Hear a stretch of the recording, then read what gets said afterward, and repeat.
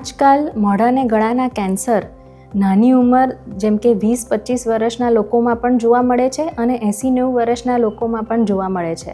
મોઢાના અને ગળાના કેન્સર સામાન્ય રીતે લોકોના મનમાં એવું હોય છે કે ખાલી સર્જરીથી જ મટાડવામાં આવે છે, પણ રેડિયેશન પણ એટલો જ મહત્ત્વનો ભાગ ભજવે છે અને રેડિયેશનથી પણ આપણે મોઢાના અને ગળાના કેન્સરોને ક્યોર કરી શકાય છે.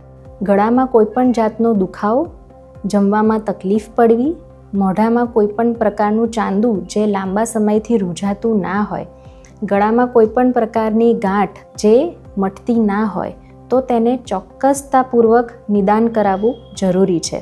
મોઢાના અમુક કેન્સર જેમ કે જીભનું કેન્સર, તાળવાનું કેન્સર, ટોન્સિલનું કેન્સર, ગળાના સ્વરપેટીના કેન્સર આપણે રેડિયેશનથી જ મટાડી શકીએ છીએ.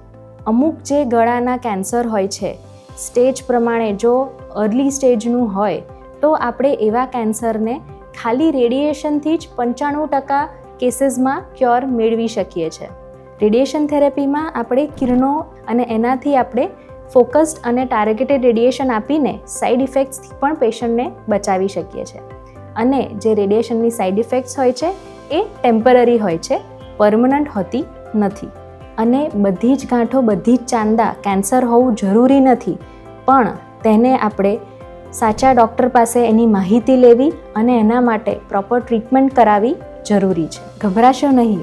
એવા પણ મારા ઘણા બધા પેશન્ટ્સ છે કે જેને આપણે મોઢા અને ગળાના કેન્સર માટે રેડિયેશન આપ્યા છે અને 10 વર્ષે પણ એ લોકો ખૂબ તંદુરસ્ત જીવન જીવી રહ્યા છે. તંદુરસ્ત રહો, માહિતગાર રહો. આભાર.